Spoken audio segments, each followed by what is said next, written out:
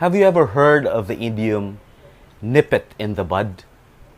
Well, it's from a gardening expression that means when a flower is nipped in the bud, it is prevented from growing and from blooming. I think there's something similar about that in our gospel today.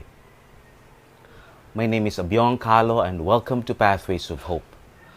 Our gospel for today is taken from Matthew chapter 5 verses 20 to 26.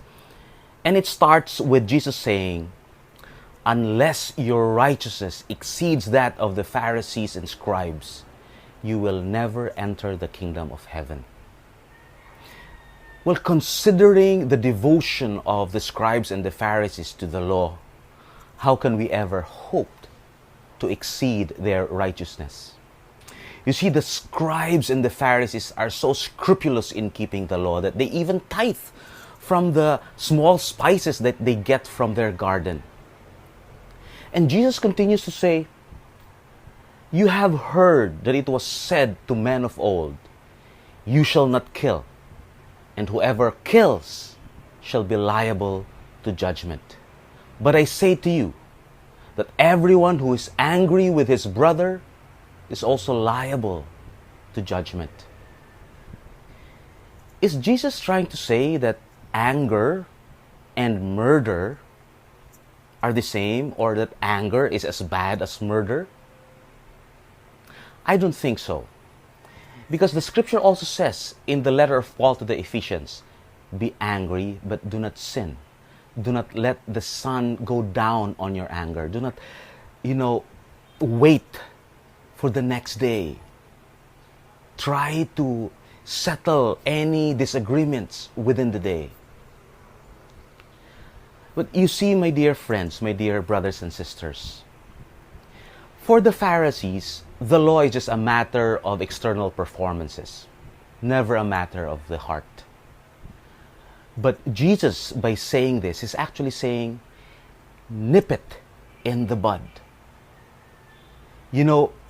Murder or any other grievous sin actually comes from the heart.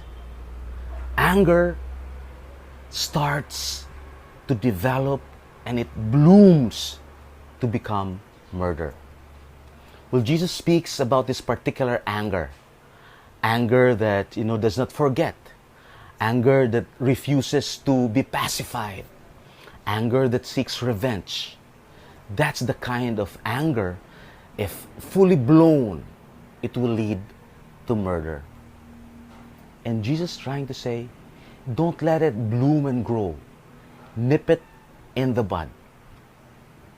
So my dear friends, my dear brothers and sisters, let's look into our hearts. Let's examine ourselves. Let's examine and assess our intentions. Do we harbor anger or resentment in our hearts? Let's seek opportunity to be reconciled to people we offend or people who have offended us. Let's not allow this anger to grow and bloom.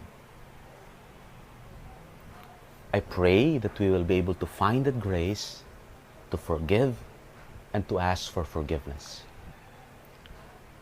God bless us all.